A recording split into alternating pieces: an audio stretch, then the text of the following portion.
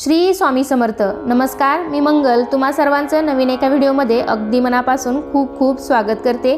तर आजच्या व्हिडिओमध्ये आपण पाहणार आहोत तर सध्या नवरात्र उत्सव सुरू आहे. जेवढं महत्त्व घटस्थापनेला आहे तेवढंच महत्त्व हे घटाचं विसर्जन करण्याला सुद्धा आहे. तर त्यामुळे आजच्या व्हिडिओमध्ये आपण पाहणार आहोत घट कधी उठवावेत, ज्यांनी नवरात्रीचा 9 दिवस उपवास केलेला आहे तर त्यांनी उपवास कधी सोडावा, ज्यांना उठता आणि बसता उपवास करायचा आहे त्यांनी उठता आणि बसता उपवास कसा करावा, कधी करावा, तसेच आपण कडकण्याची माळ बांधतो तर कडकणी कधी बांधावीत, तसेच पूर्णाचा नैवेद्य कधी दाखवावा, या सर्वांची माहिती तुम्हाला आजच्या व्हिडिओमध्ये मी देणार आहे. त्यासाठी हा व्हिडिओ शेवटपर्यंत नक्की पहा. चॅनलवरती नवीन असाल तर चॅनलला नक्की सबस्क्राईब करा. चला तर मग पटकन व्हिडिओला आपण सुरुवात करूयात. घटस्थापनेला जेवढं विशेष महत्त्व आहे तेवढंच घटाचं विसर्जन करण्यालाही विशेष महत्त्व आहे. तर सध्या शारदीय नवरात्र सुरू आहे आणि सर्वांनीच आपापल्या घरी घटस्थापना केली असेल, अखंड दिवा लावला असेल. घट बसल्यावर घटाचे उत्थापन केलं जातं, घट विसर्जन केले जातात.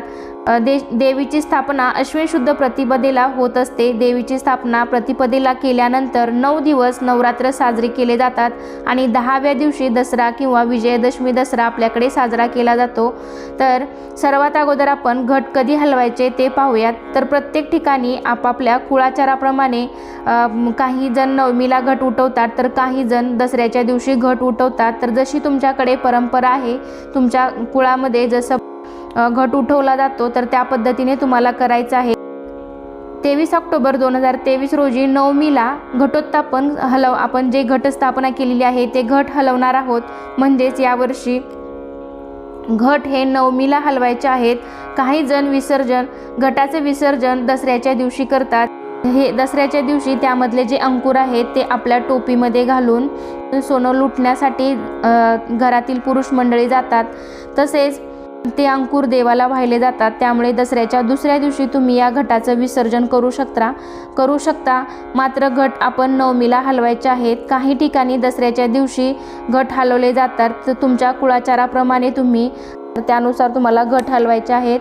आणि ज्यांचा नवरात्रीचा 9 दिवसाचा उपवास आहे त्यांनी या दिवशी म्हणजेच नवमीला सोडायचा आहे. नवमीला उपवासाचं पारणं सोडायचं आहे, उपवासाचं पारणं करायचं आहे. आणि ज्यांचा उठता आणि बसता उपवास आहे त्यांनी 22 तारखेला म्हणजेच रविवारी 22 ऑक्टोबर 2023 रोजी अष्टमीला उपवास धरायचा आहे.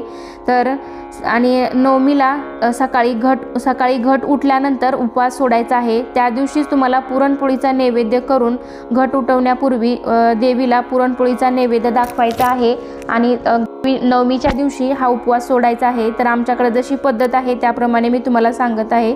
तर तळी भरून पुरणपोळीचा नैवेद्य वगैरे दाखवून तळी भरून तुम्ही नवमीला घट उठवायचे आहेत. घट उठल्यावर त्या घटावर जे नारळ असतं तर ते नारळ तुम्ही घरातल्या सर्वांनी प्रसाद म्हणून वाटून खायचं आहे.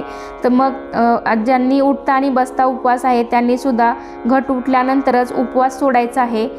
त्यांनीसुद्धा म्हणजेच ज्यांनी उठता आणि बसता उपवास केलेला आहे आणि ज्यांनी 9 दिवसाचा सुद्धा उपवास केलेला आहे तर त्यांनी नवमीलाच उपवास सोडायचा आहे. तर आमच्याकडे जशी पद्धत आहे त्यानुसार मी तुम्हाला सांगत आहे. तर काही ठिकाणी दसऱ्याच्या दिवशी सुद्धा उपवास सोडला जातो. तर तुमच्या कुळाचाराप्रमाणे तुमच्या भागातील ज्या परंपरा आहेत त्यानुसार तुम्ही हा उपवास सोडायचा आहे. त्यानंतर नवरात्रीत देवीला कडकण्याचा नैवेद्य सुद्धा दाखवला जातो. तर कडकणी कधी बांधावी, तर कडकण्यांची माळ ही आहे तर तुम्ही पंचमी, सप्तमी, नवमी या दिवसामध्ये कधीही बांधू शकता. तुम्हाला पंचमी आणि सप्तमीला शक्य नसेल तर तुम्ही अष्टमीला, नवमीला सुद्धा कडकण्यांची माळ ही बांधू शकता. तर कडकणी बांधताना 5 कडकण्या बांधल्या जातात, काही ठिकाणी 7, काही ठिकाणी 9. तर तुमच्या परंपरेनुसार कुळाचाराप्रमाणे तुम्हाला ही कडकणी बांधायची आहेत. तुमच्या घरामध्ये जी परंपरा चालत आलेली आहे त्यानुसार तुम्हाला ही कडकणी सुद्धा बांधायची आहेत. तर घटावरती जी कडकणी बांधली जाते तर त्यामध्ये देवीचे दागिने सुद्धा बनवले जातात. तर त्याच्यामध्ये वेणी, फणी, आरसा, बांगड्या, जोडवी, कानातले, तसेच खाऊच्या पानांचा विडा, पैंजण हे सर्व दोऱ्यामध्ये बांधून त्याची माळ बनवून घटावरती बांधली जाते. आणि नंतर बाहेर मंदिरात जाताना सुद्धा 5 कडकण्यांची माळ बनवून तुम्ही ती मंदिरात सुद्धा नेऊन बांधू शकता. तसेच कन्यापूजन तुम्हाला करायचं आहे तर तुम्ही कन्यापूजन तुम्हाला अष्टमी किंवा नवमी तुम्ही या दोन्ही दिवशी कधीही करू शकता। तसेच देवीला बलिदान दिलं जातं, कोहळा कापला जातो, हे सुद्धा तुम्ही अष्टमी नवमीला सुद्धा करू शकता। बऱ्याच जणांना असा प्रश्नसुद्धा पडतो की तुम्ही नवमीच्या दिवशी जे तळी भरलेली आहे, देवीचा घट उठवलेला आहे, तर तुम्ही देवाची पूजा त्या दिवशी करायची आहे का?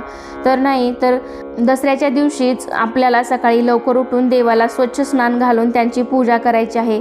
तर अशा प्रकारे सोमवारी 23 ऑक्टोबर या दिवशी खंडे महानवमी आहे, तर या दिवशीच उठता उपवास सोडणार आहोत, घट हलवणार आहोत आणि मंगळवारी 24 तारखेला दसरा हा सण आपल्याकडे साजरा करण्यात येईल। तर अशा प्रकारे आजच्या व्हिडिओमध्ये मी तुम्हाला बरीचशी माहिती दिलेली आहे। तर आजचा हा व्हिडिओ तुम्हाला कसा वाटला, आजची ही माहिती दिलेली कशी वाटली, नक्कीच मला कमेंटद्वारे सांगा आणि असे छान छान माहितीपूर्ण व्हिडिओ पाहण्यासाठी चॅनलला नक्कीच सबस्क्राईब करा। चला तर मग पुन्हा भेटूया अशाच एका छानशा आणि माहितीपूर्ण व्हिडिओमध्ये। तोपर्यंत धन्यवाद। श्री स्वामी समर्थ।